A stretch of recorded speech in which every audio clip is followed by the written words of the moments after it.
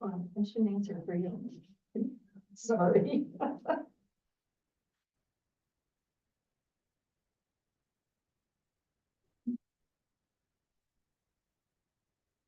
This is Bill Elliott. For the record, we're at the Hazards Mitigation Working Group meeting. I will go to agenda item number 1, call to order and roll call. Ms. Whipple. Actually, Hal Oh, O'Brien will doing that. Okay, I'll now call the roll. Bill Elliott, Here. Andrew Trelease, I'm here. Stephen Aycroft, Here. Eric Anto, Salome Barton, Present. Kathy Canfield, Sherry Davis, Here. Craig DiPolo, Don Johnson, Here. and Sierra Sampson, Here. Janelle Woodward. Here. Okay, Mr. Chairman, we have quorum. Thank you very much. It's Bill Elliott for the record. We'll go to item number 2, public comment. This is for discussion only. No action may be taken upon this matter raised under this item of the agenda until the matter itself has been specifically included on the agenda as an item upon which action may be taken. Public comments may be limited to 3 minutes per person at the discretion of the chair. Comments will not be restricted based on viewpoint. To provide testimony during this period of public comment via telephone, please call at any time after 8:30 a.m. on the day of the meeting by dialing 669-219-2599. When prompted to provide the meeting ID, please enter 686-738-8625 and then press pound. When prompted for a participant ID, please press pound. When asked to provide public comment, please press *6 to unmute your phone and then *6 again when your comments are complete. Please be advised that the YouTube stream will be between 60 and 90 seconds behind the live meeting. If you would like to present a public comment, please call in using the above number to hear the meeting live. Is there any public comment in Carson City? Is there any comments on the Zoom application?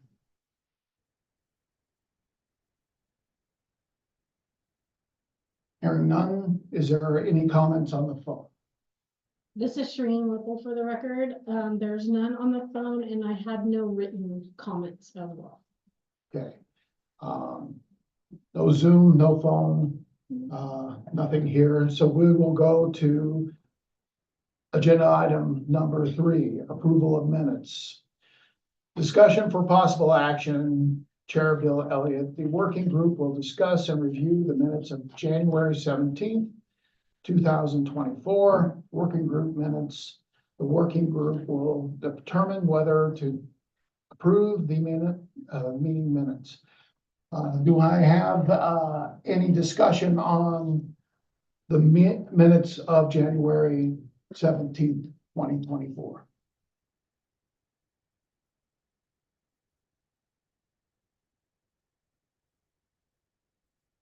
Hearing none, I'll entertain a motion to approve the minutes. Andrew Trelease, I'll make a motion to approve the minutes. Thank you. Salome Barton, second. We have a motion to approve the minutes and a second by Salome. All in favor, say aye. Aye. Any opposed? Any abstention? The motion carries. We'll go to agenda item number 4, review of sub applicants for post-disaster hazard mitigation grant program, fiscal year 2023, disaster relief number 4708, sub-grantee applications. This is for discussion only. Janelle Woodward, DEM/HS,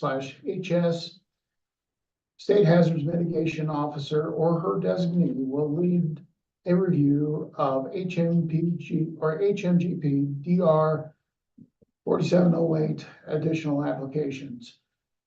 Ms. Woodward. Thank you, Chair. Janelle Woodward for the record.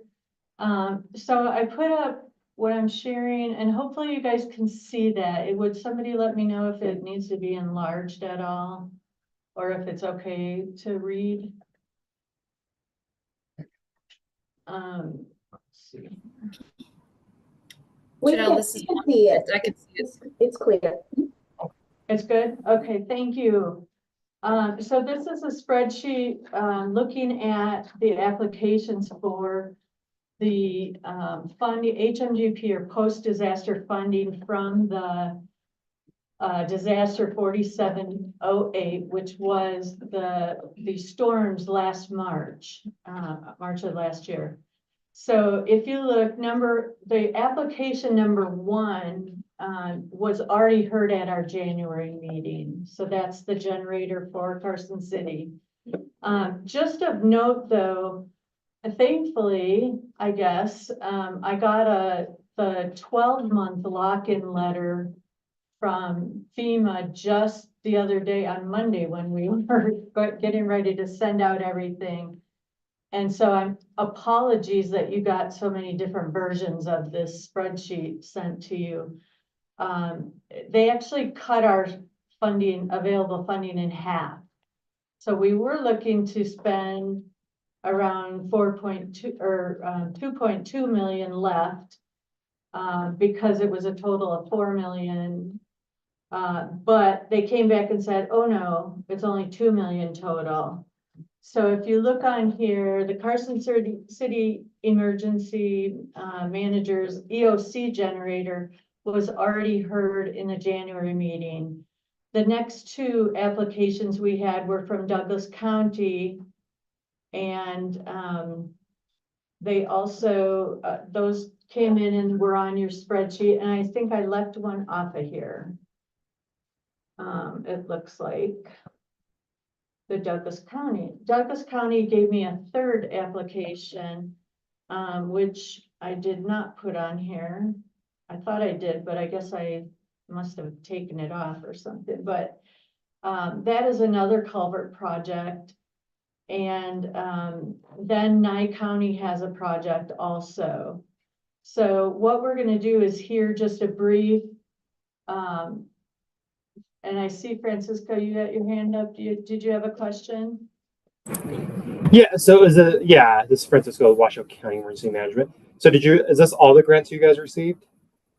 This is all we received, all the applications received, except for I somehow deleted off the 3rd Douglas County culvert project. What we're going to do today is go through these. We don't need to do number 1 again, but the rest of them, we will have just a brief overview of what their project is, the cost, that type of thing from the people who have submitted. And we will then transfer down to, here on these, then we'll go and eventually rank those projects in an order. Anything that comes in after this would be below that line. So it would just go below that. Now we can submit more than what is available in case anything falls out, which means that it would not be approved by FEMA for some reason.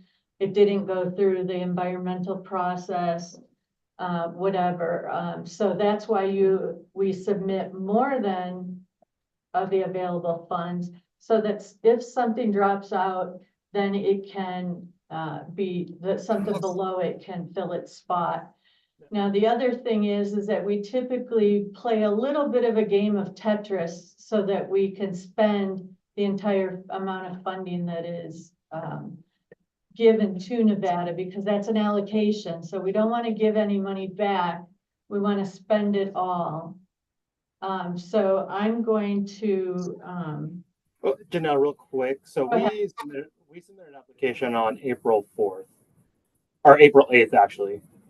I'm sorry, say that again. We submitted an application on April 8th for this. What was that for? I think that we probably missed it, because of the way things are coming in. Was it sent to the, mitigation email, or did you send that to me? I sent it to the mitigation, and then there's a couple follow-ups we had with each other. Okay. Oh, okay, so I never actually got the application, right? Was it just an interest? No, no, it was an application. It was both. Okay, so my apologies on missing that. If you have the ability to give an update on that this morning, we'll include that as well. Yeah, actually, and I have Sabrina Braswell that's on the call, and she will be able to elaborate more on that. Okay. So let's go. Are there any other questions, first of all? Do you have more, Francisco, or do you just leave it? No, that was it. I just wanted to make sure. Like, yeah, no, we submitted it like a month ago. Okay.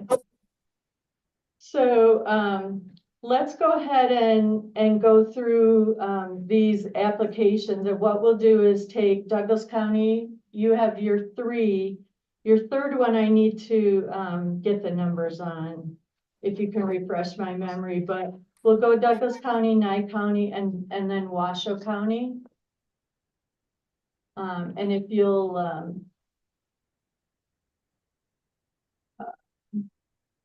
send that to me, or just go one by one, doing that. So, Courtney, if you want to talk about the East Valley Road arch culvert and then go down your three projects. Hi, good morning. I can do that. I did put together a couple of slides. Am I able to share my screen?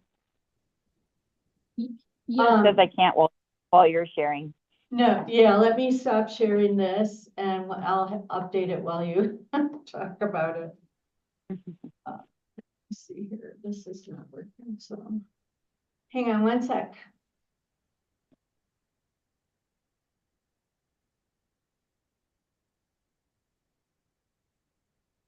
There you go, you should be able to share now. Okay.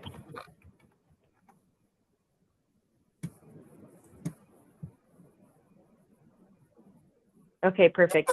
So we had two applications on there. There's a third one that wasn't on the spreadsheet. The first one has to do with a new culvert installation where there currently is a dip section on East Valley for the Pine Nut Road wash. There's another one that's the Waterloo Lane Culvert Capacity Improvement Project. That one's actually for the Cottonwood Slough, which is an irrigation ditch, but the road is, it's a very critical collector road within the county that's heavily traveled and water overtops it frequently.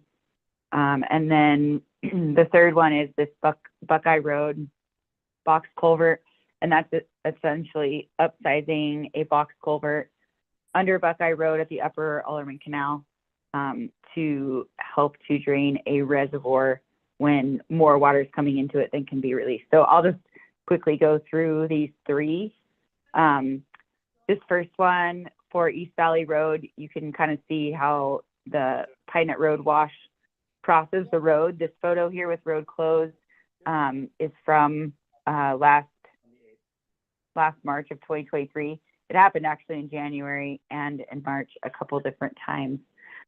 East Valley is a major arterial road that you go through the east side of the valley essentially on. And so with this being a dip section, it would alleviate people having to turn around and take a detour when this road is closed. And we try to get out there and close it specifically like this because people will try to drive through something like that, which can be, it can definitely make a car float away, which is less than desirable. So this is located in Gardnerville. So this is the first application that we have on the list. The second one that I was referencing is this Waterloo Lane culvert capacity improvement project, and that's located here at this star. You can see here in the photo, things frequently get blocked in it, which increases the capacity even more. However, we have recently installed a trash rack to try to keep grocery baskets or all these grocery carts, and we've also had exercise balls in there. There's been all kinds of debris that ends up in that thing. But even without the debris, the culvert is vastly undersized. And this is basically Waterloo Lane here as you approach Highway 395, which is where the main grocery stores are in the town. So upsizing this culvert would be a good benefit for public safety. And then the third one is for Buckeye Road. And there's a reservoir. You can't see it very well in this aerial because it was not full at the time that this aerial photo was taken. But the photo here on the left shows the reservoir full.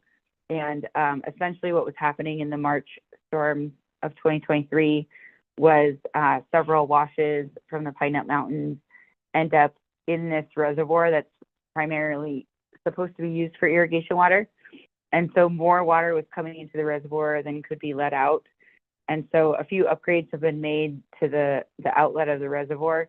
However, we're really limited by the culvert that's underneath Buckeye to actually drain this thing.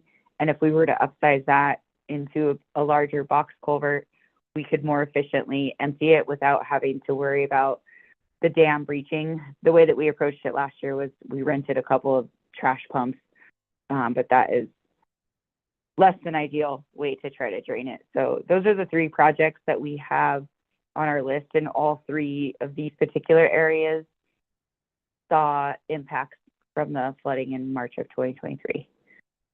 I don't know if there's any questions or if that was thorough enough, Janelle.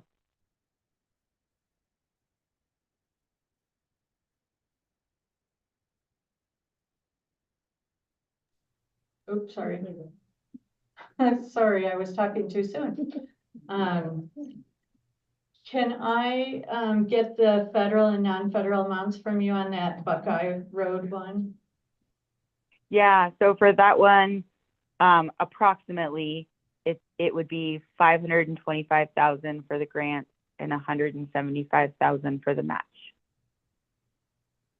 Thank you. Any questions for Courtney? Mr. Trelease? Yeah, Courtney, I have a question. Are these projects prioritized in your mind? They are. They are, yes, thank you. We recently completed a stormwater master plan. And so we do have priorities in terms of, all of the projects that we're looking at countywide. But if you're talking in terms of these three, prioritizing them, they really all could go in any order, honestly. They all need to happen. They're all about the same cost. I would say probably the Waterloo Lane Road is probably more often traveled. So if I had to pick a top one, I would probably choose that one. Okay, thank you. Thanks. Any other questions?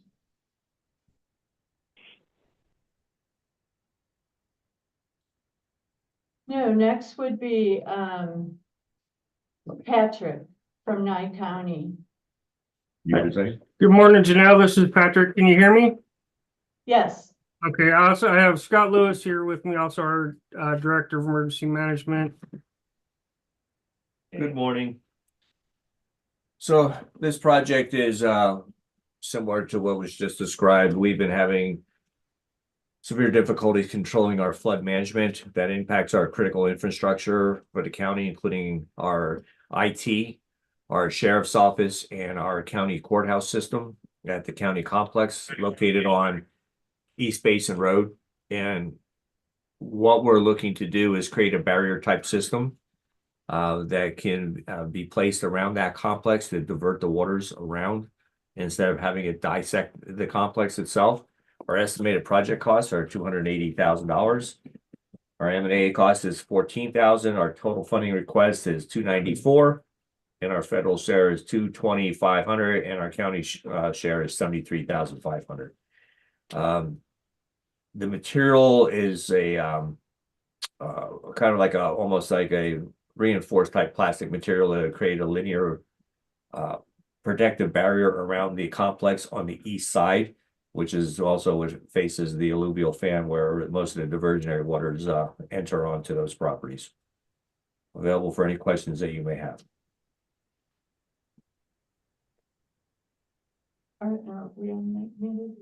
Hi, Patrick. This is Salome Barton for the record. I just want a quick question, and I know maybe you already answered it in your presentation, but does your project protect or mitigate any utilities in the area? Because I'm sure you said courts and obviously it's IT. So it's basically your information technology. Is that like any wiring, any stuff that you feel that would be damaged due to flooding? Absolutely. We've had our IT department, the last 3 storms we've had come through here, which I don't have to explain what our IT department does. They control everything. Without them, we're dead in the water, literally. But the last few storms we've had come through here, I think one about 1.5 years ago, pretty much completely flooded out the court complex itself. There's still repairs ongoing from that. The IT department is a little bit higher up, but the sandbagging we've been able to do just will not hold back the amount of water that comes down. We can't stack them high enough, fast enough. And the IT department specifically, in addition to like electrical and things like that, that is the hub for our communications. It's the hub for all of our, actually the hub for all of the informational technology that goes throughout the entire county. It's also the hub for our dispatching center, which is inside the sheriff's office. So just about every critical infrastructure that has to do with information technology is impacted by this particular area. That is wonderful. Thank you so much. Excellent information. Appreciate it. Thank you, Salome. So for the record, any more comments on the Nye County project? I have a comment or a question for you guys, Patrick. Is your proposal for a permanent flood control or protection thing? Or when I was reading a little bit about it, I was thinking maybe it was a temporary kind of fix. So I think the temporary would not be eligible, but a permanent fix would be. Then I've been working with our buildings and grounds director and our public works director as well on this, and I can make sure they understand that it needs to be something more permanent. I don't know what the cost would be on that, because what they were looking at was I call it a semi-permanent. Yeah, the objective is to create as Patrick has stated, a semi-permanent. The unfortunate part is in this alluvial fan, develop a determinant of where the actual cell is the direction of the water travels. So it needs something with a little bit of flexibility because it may just come in at a little bit of a different angle and needs to have the angle change on a deployable barrier. But think of it as a permanent solution, but it has the ability to be a little flexible on its deployment. Does that make sense? So it would be something that would come out like is it like those, barriers that they fill with water or whatever? And you're saying then you could move it a little bit as necessary for the individual situation, but it would only be for that area? That's the intent. Okay, I think that, for the committee, that we could try to work on that to, make sure that it is an eligible barrier that they're trying to put in there. So, any further step would be, we may be able to do that. There's always that chance that we can't do that. So I'll just let you know that I can work with this, sub-applicant to try to make it, as eligible as possible. Real quick, can I get some input in there for this? And just to back up, their, project, I believe, what my understanding is that it is obviously a new project, but it can be enhanced. And it can be added on to make it, I believe, more permanent. It's not something that they're just doing for now, but I think it can be worked on and to start it, to start the mitigation process. And then it can be continuously added to harden it and harden that protection and the mitigation factor. That's my understanding. Yes, Okay. thank you, Salome. I agree 100%. This is Patrick. Any other questions for Patrick and Scott?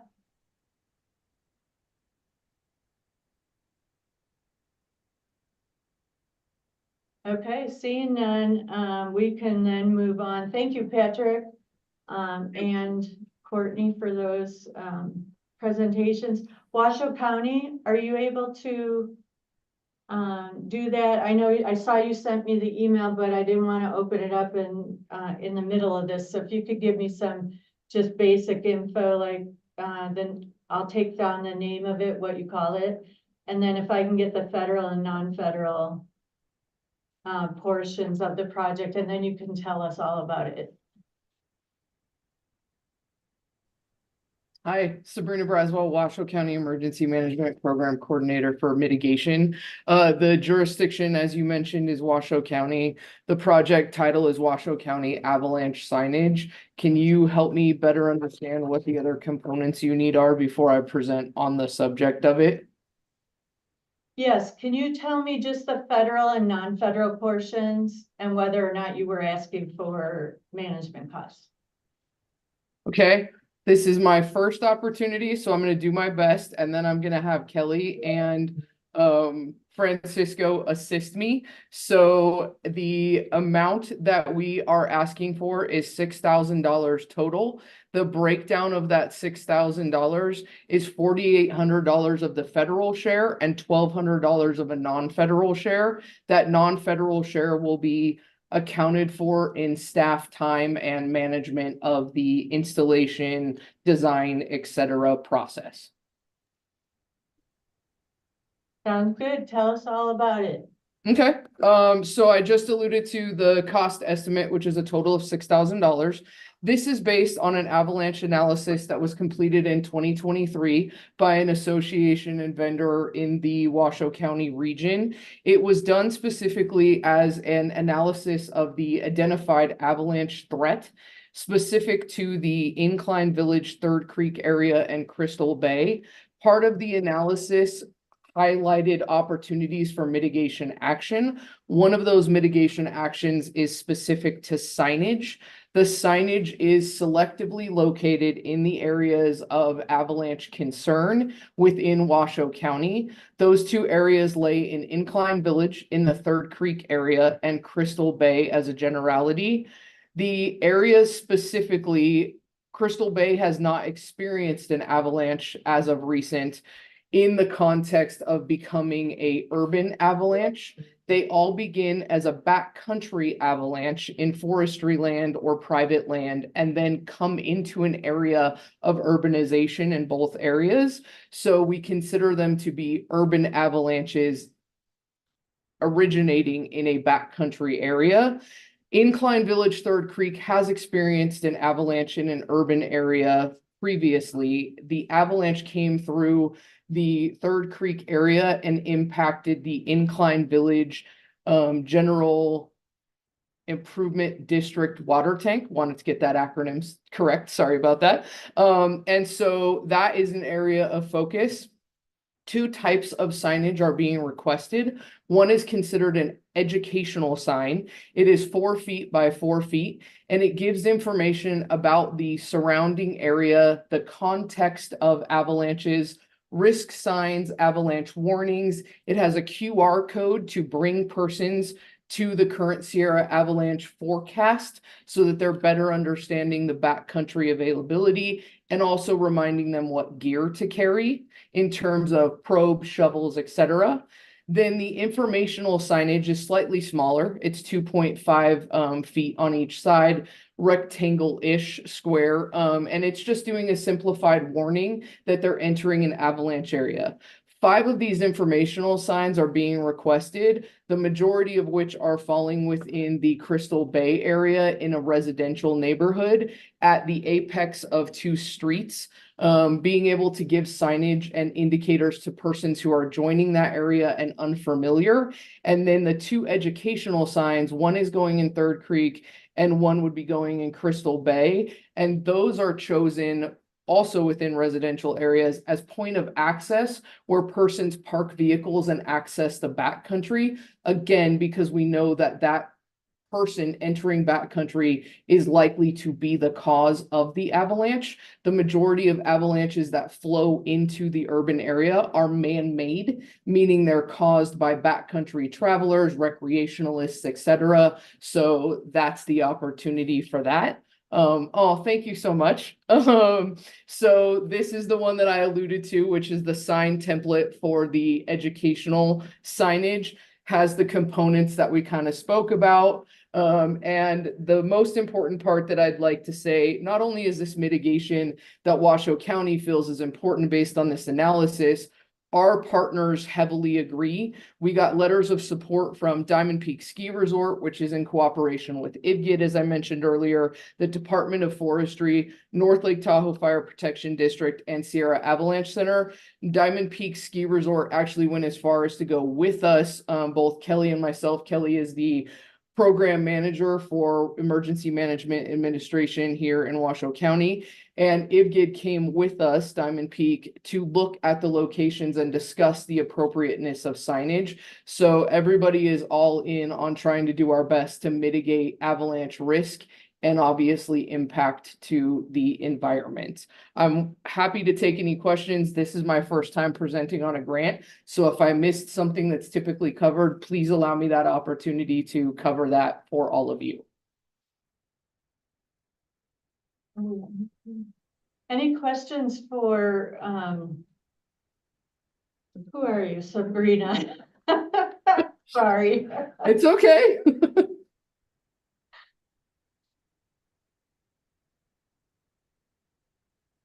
Okay, it looks like you did a really good job of explaining everything. And my apologies, I do recall this.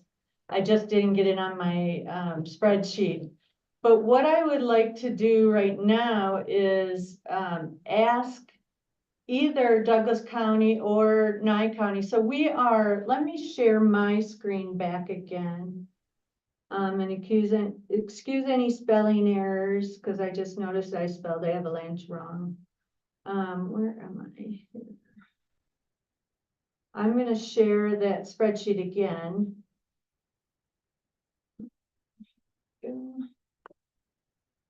And you can see that we are over right now by $30,114.50.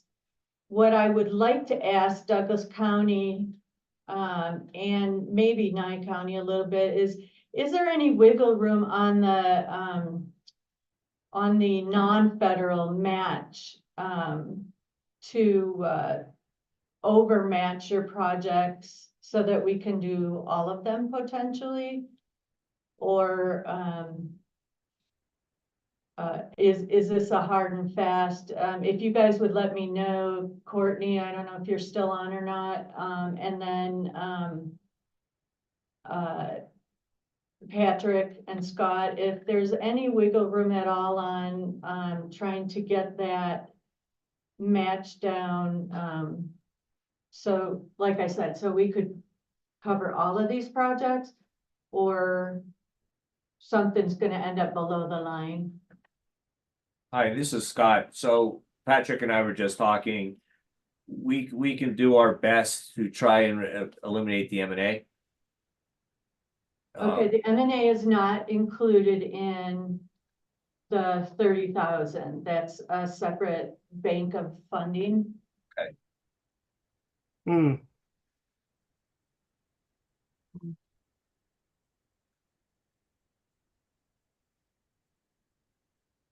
Is Courtney still on? Let me see. She might have, she had another meeting.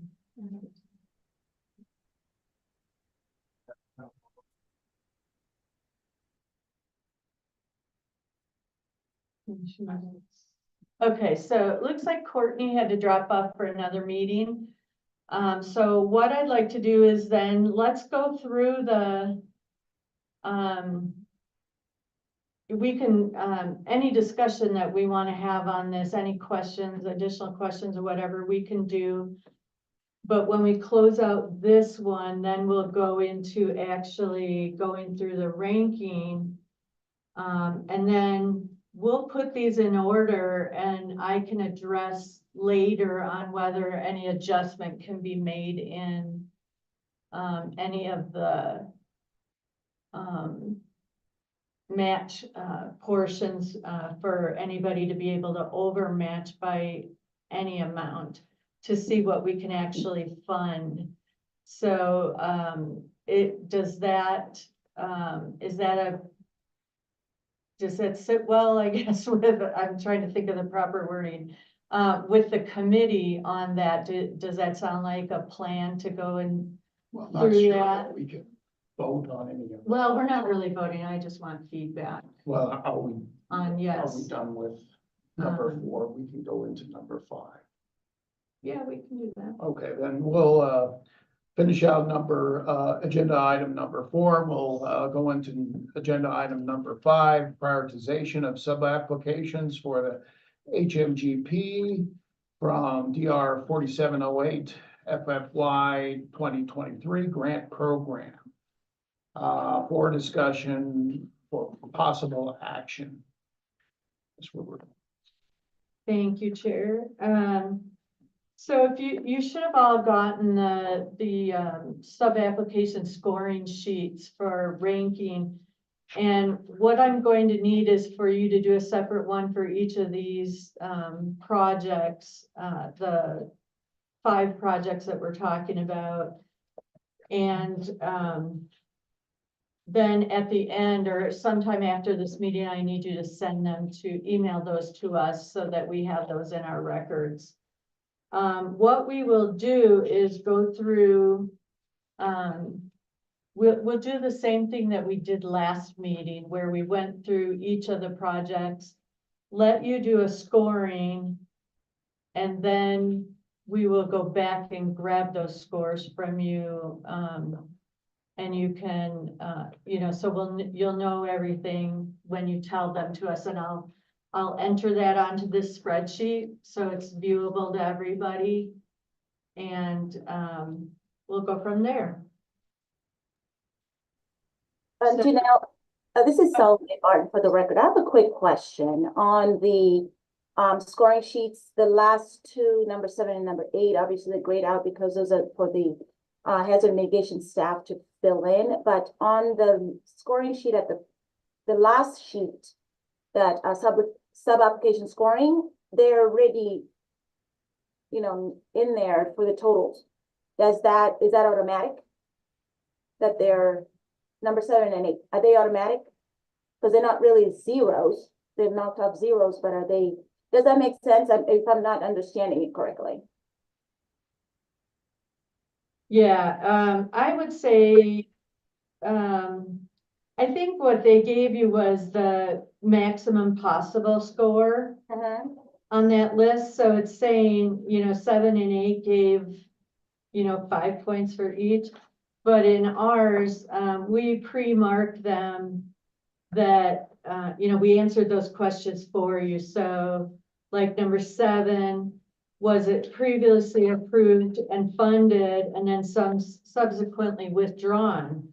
And in the case of all of these, the answer is no. Okay, okay. And then the other one was it previously submitted to FEMA, deemed eligible, but it remains unfunded? And that same answer is no. None of these projects have been previously submitted to FEMA, and none have previously been submitted to FEMA and funded and then withdrawn.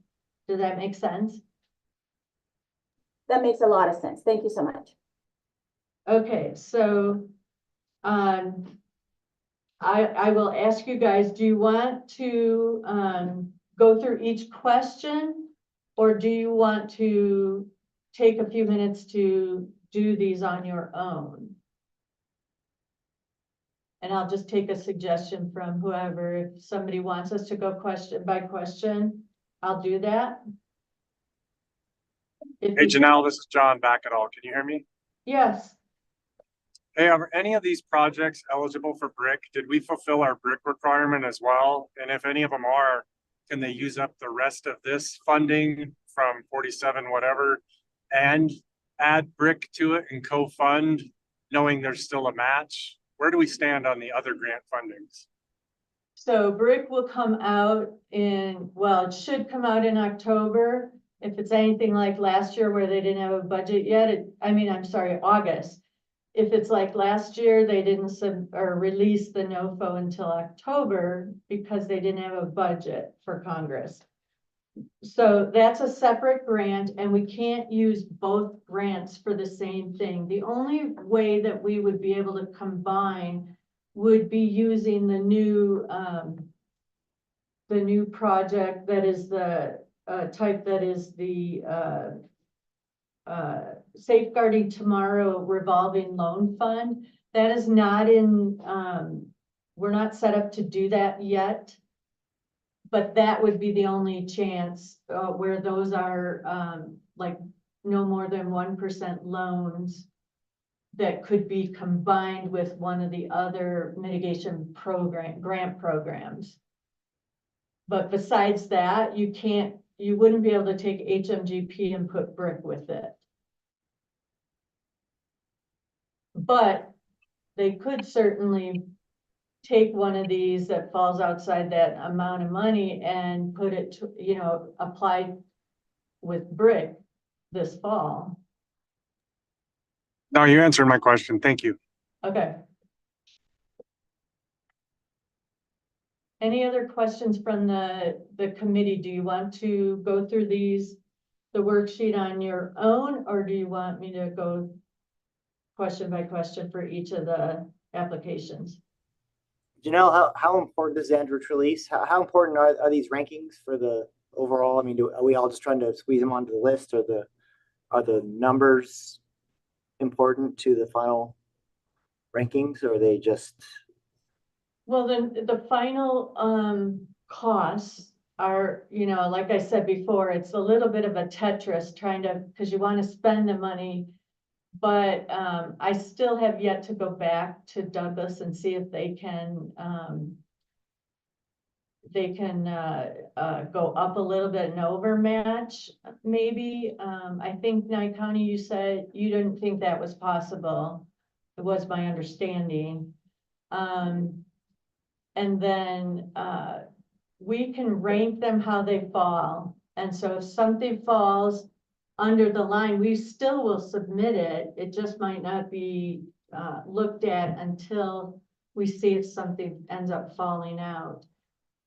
So that's two things. I think it's maybe a little confusing.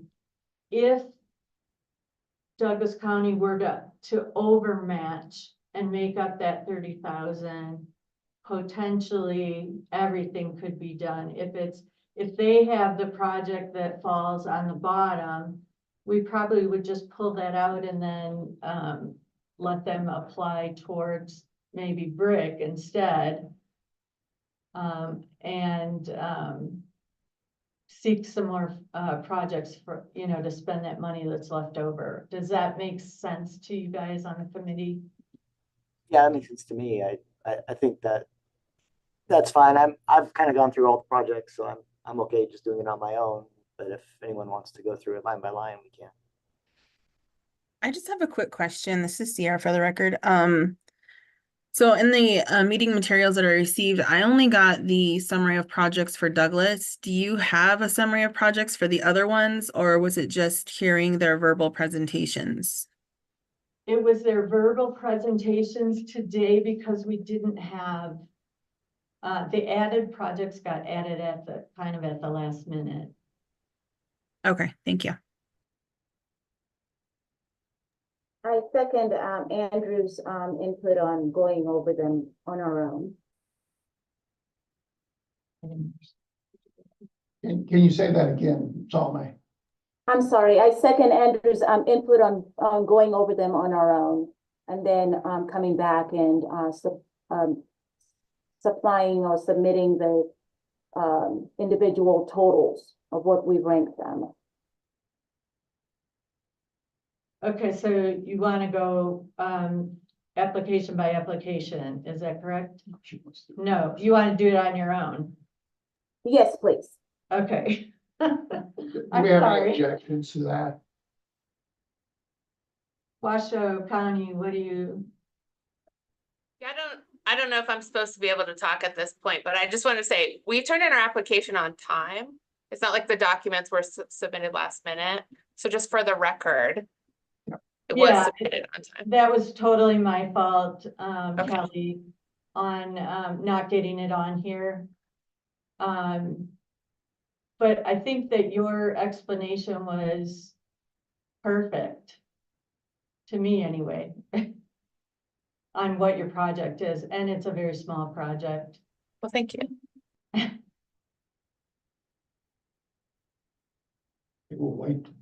We'll wait a few minutes for you guys to let's let's give you 5-6 minutes to go over them and rank your personal rankings.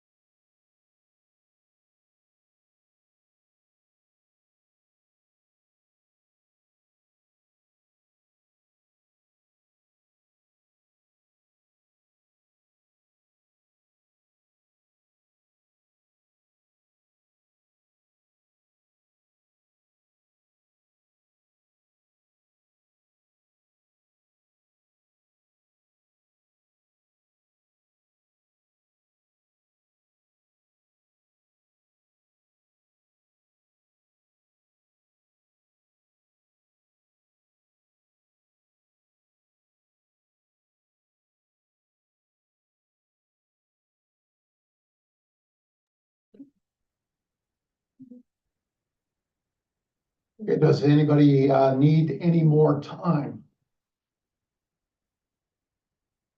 30 more seconds, please. Yes, please. Okay, we'll give you a minute.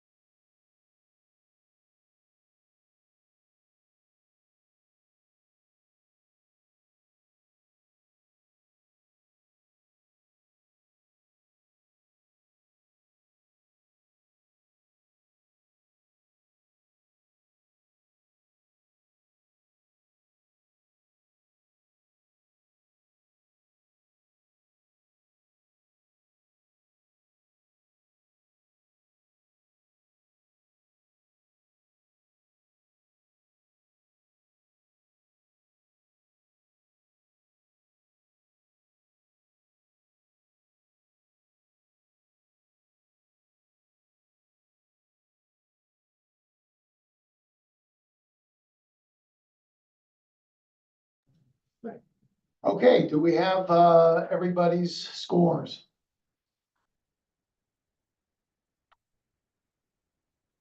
Not hearing anything, I'm going to assume that's a yes.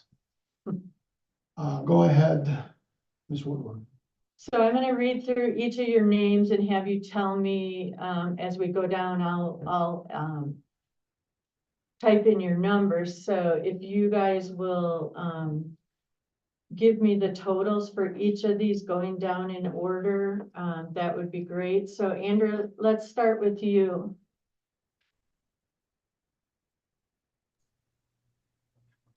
Okay, I have the East Valley Road. I have 39. Waterloo, 41. Buckeye Road, 38. The Nye County Flood Control, I have 42. I'm sorry, was that 42? Correct. Okay, And Washoe County, 39. Avalanche signage. I didn't catch that last one. 39. Okay, thank you. Yes. Then Stephen Acra. Okay, so I was more generous. Um, East Valley, I have 49. Waterloo, I have 49. Buckeye, I have 47. Nye County, I have 52. And Washoe County, 46.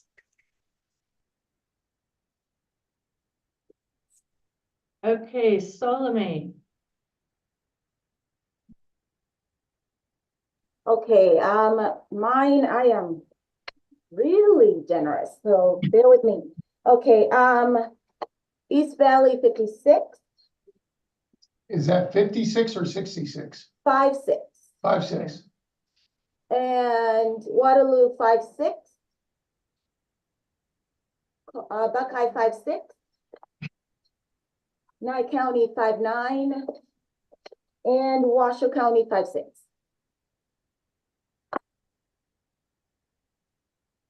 Okay, Kathy Canfield.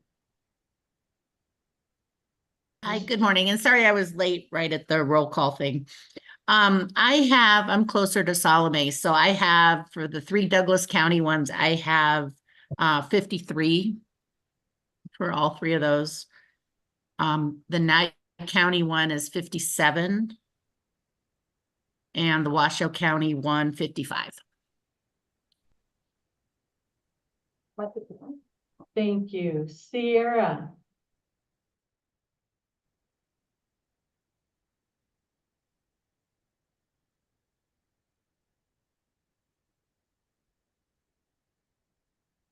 Sierra, were you Sorry, ready? I got that's it okay. done, sorry. Just checking. Geez, I thought I was the only gracious one, so thank you, Salome. Let's see, for East Valley, I have 53. Waterloo is 55. Buckeye, 53. Let's see. Nye County, I had 50. And for Washoe County, I had 52. Thank you. Sherry?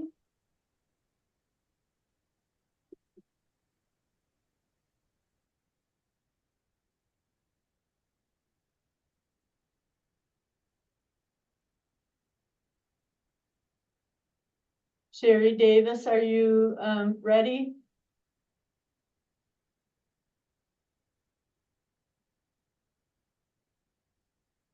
Okay, let's. You don't? I thought she said she was here. Okay. Okay, we'll skip Sherry. Dawn. All right, so for all of the Douglas County projects, I went 51 across the board because it seemed like Courtney was indicating that they're all of equal importance. And for Nye, 45, and for the Avalanche for Washoe County, 49.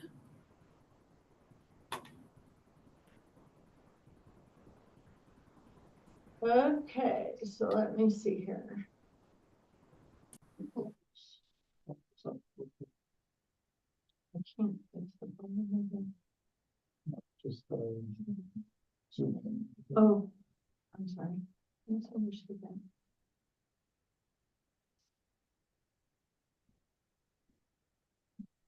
Can you read that? More? Yeah, I'm old. I know. Okay. Okay, how does that look? So that makes us, we got 2 times.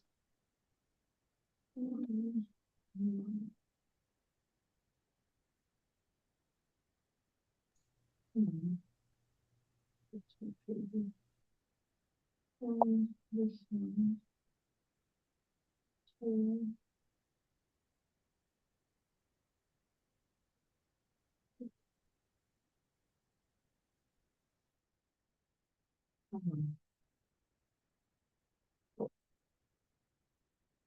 Okay, so there's a tie for number 1, which is let's see, it's the Douglas County and Nye County, the second one for Douglas County and the Nye County. So, and then another Douglas County, the next Douglas County, next Douglas County, and then finally the Washoe County. Now, I'm going to do my best. So this is the order. That doesn't make sense. Say that again? I think putting the $6,000 project last is not a good idea. Because we need to get that on the list somewhere, right? Well, what I'm going to do is do my best to get this. I'm gonna talk to Washoe County. I sent her a text, but I knew she was in another meeting right after Douglas this. County. Douglas County, what did I say? You said Washoe. Oh, not Washoe. Sorry, Washoe. So she has not responded yet, but I knew she was going into another meeting right after this. I'm going to see what they can do and whether or not they're willing to just withdraw that third project. And we'll kind of go from there. Or Um, add more to the, yeah, what I want her to do is, I want to see if Douglas County, sorry, Washoe, I don't know, my mouth doesn't want to say Douglas today. I want to see if they will overmatch. And then they can, do that, but just of note, the third project that they added was a last minute one. Washoe's was not last minute. It's really not, about when did you get your project in, but it's more that Douglas County added that third one just because I was looking at funding, trying to spend it. So I think that, you know, they had projects that were, you know, ready to go. So it wasn't a big deal, but we do really want the, I'm getting from you guys that we do really want the, Washoe County project, and it is very small. Hey, So, Janelle, yeah. this is Samantha Laddick from the AG's office. I don't mean to cut in, but I just based on Andrew's comment, I just wanted to make sure everybody knows that these rankings are not final, right? This is just a starting point for this process. And so if Andrew's point is that should not be the last one, I think this is the agenda item to discuss changing the order and making it what you want prior to vote. So I just don't want anyone to think that this list as it stands right now is what we have to vote on. We can vote on whatever you want. So I just want to make sure people feel like that's open to them and that discussion is available to them. Thank you, Samantha. You're the person to tell us that. Janelle, I have a quick question. Is it possible that Sherry's numbers could change as well, make a difference? And because they are important to receive those numbers as well, so they're counted. So that way we can get a true accountability, a true total of what the board members have reached. So is it possible to get those numbers prior to discussion and making a final vote? Well, I'm not sure when she dropped, she was here, right? Yeah. So I'm not sure when she dropped off of the meeting or if she was coming back or what her situation is. I do not have her cell number. Hey, Janelle, this is Sam again. I mean, if we're going to start looking for rankings of people that aren't here, then you have to do the same for Eric Antle and Craig DePolo. You know what I mean? Like we can't just do it for one member. So if they're not here, their rankings won't be taken into consideration. At least that's how we've run these in the past, because if you can't just do it for one of the three missing members. But like I said, we can still talk about the order and we can still change the order prior to a vote. I just want to be very clear that rankings are not meant to be a vote. They're meant to just give you a starting place to begin a discussion on what you want to forward to the chief. yeah, I agree with that. I think, you know, some of the things that we can do, we can certainly. Can we zoom out a little bit so we can see the list? I can't see the names of the. I'm sorry, I enlarged this, so let me take it back down.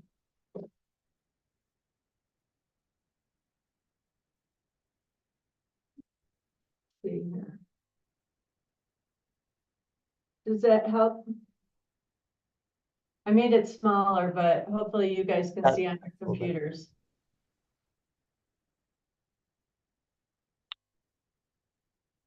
So we have 3 Douglas County projects, and one of them is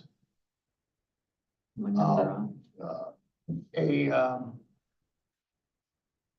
lesser number. We also have we have the Washoe County. I think, you know, in my mind, I think that we can fund the Washoe County one very easily because we don't want to deny two if we can only deny one. And also, I think that one of the things that we can do is, because this is a recommendation and then Dave is the final arbiter of the decision. What we can do is see if Douglas County can adjust their numbers so that it meets that threshold. So that it comes under that 30,000. Patrick, you have a question?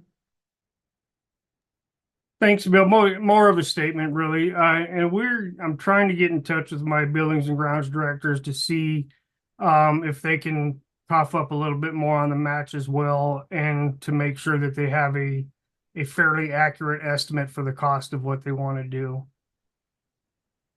Is it like Janelle said earlier, this was put together almost literally at the last minute yesterday. So I just want to make sure our numbers are correct. It could be lower, but I'm trying to work with our buildings and grounds director to get them to cough up some more money on the match as well. Well, so one possibility for the time being is, so the third Buckeye Road project was just 1 point above Washoe County's. We could switch their order if that was what you wanted to do, and then work towards an overmatch to make up that 30,000 difference to be able to fund everything. Do you see what I mean? You mean the Douglas County. What did I say, You said Washoe again? Gosh. So What's on your Douglas, mind? I don't know what's on my mind. I'm crazy today. So the Buckeye Road project, yeah, and then Washoe County. I think I said it right.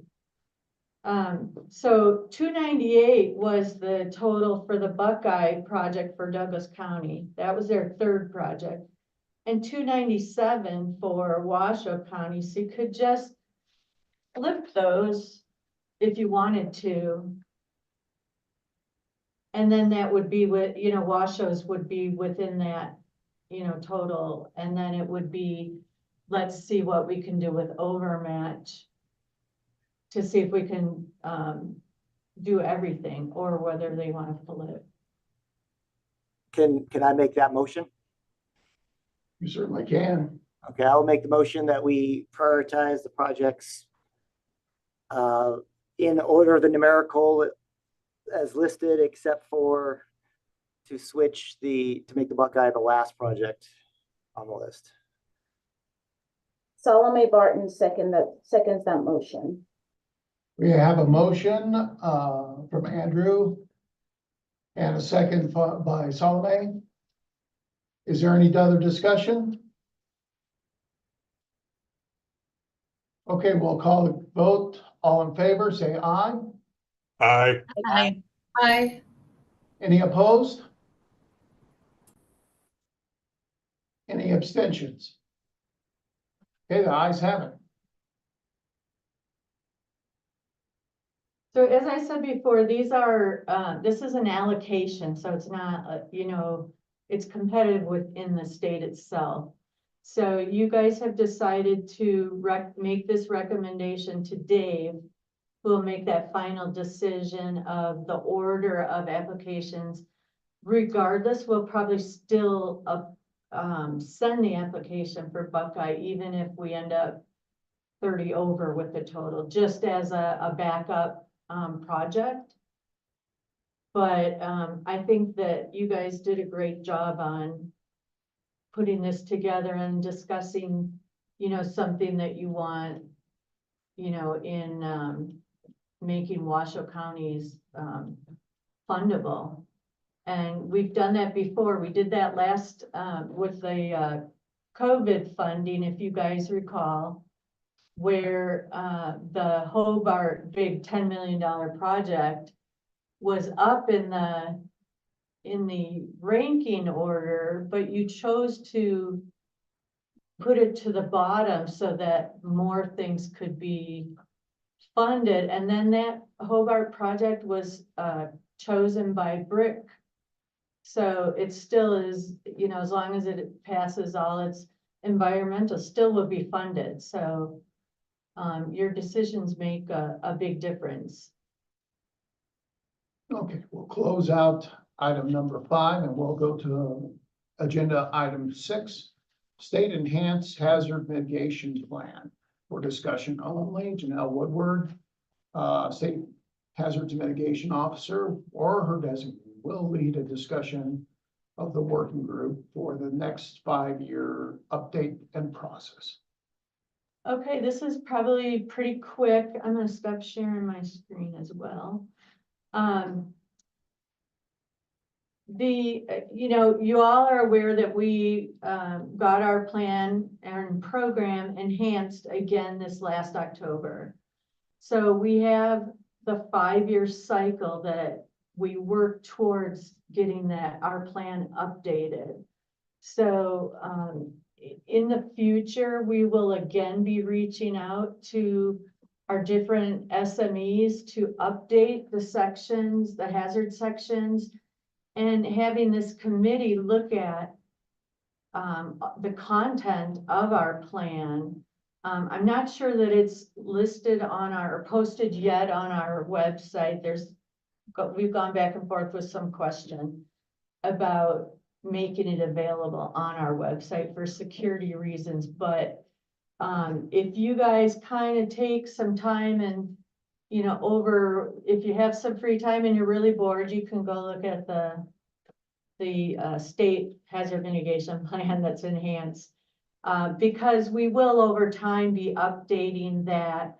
And I kind of would like to see if we can shorten it up. What we've done in the past is take what we had and build on it. But everything that's in there isn't required. So we could shorten that up. I'll give you an example. State of Washington had like I don't know, I want to say like 189 pages for the whole thing. Ours is probably it's probably around 1,500 pages. So it doesn't necessarily have to be that way. So I'd like to, with this next update, to look and see how we can revise it and still have all the necessary information for our state to remain enhanced. State of Washington is enhanced with a 200-page document. So you guys are going to be a big part of that this next time updating, so that it's not just me and Hal or me and our contractor. It's going to be all of us having a say in how we revise. So I think that's pretty much it. We are just in those first like 6 months or whatever afterwards, however many months it is. So we have a little bit of time to breathe without having to dive right back in, but we will have to be doing that come the next several meetings. And that's it. Okay, any questions for Ms. Woodward?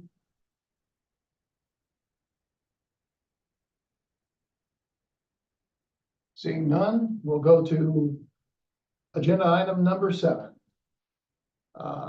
NHMWG meeting for the remainder of the year. For discussion only, Janelle Woodward, DEM, State Hazards Mitigation Officer, will inform the working group that the mitigation section has sent out the NHMWG meeting invites for the remaining 2 quarters of the year. So you've been told, no. We did send out, I believe, recurring meeting invites. We want to get these on for the whole year so that you know ahead of time when a meeting, you know, is on the calendar, so that when things come up, you know, that are totally unrelated, you can say, oh, I have a meeting that day and I already know that, or you know, whatever's going on. So we just really wanted you guys to know that the meetings, I believe, should be on your calendars for the next 2.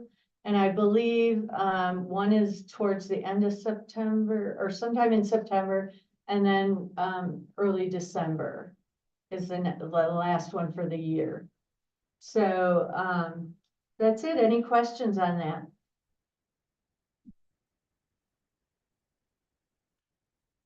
Okay, seeing none, we'll go to agenda number 8. Public comment for discussion only. No action may be taken upon matters raised under this item of the agenda until the matter itself has been specifically included on the agenda as an item upon which action may be taken. Public comments may be limited to 3 minutes per person at the discretion of the chair. Comments will not be restricted based on viewpoint.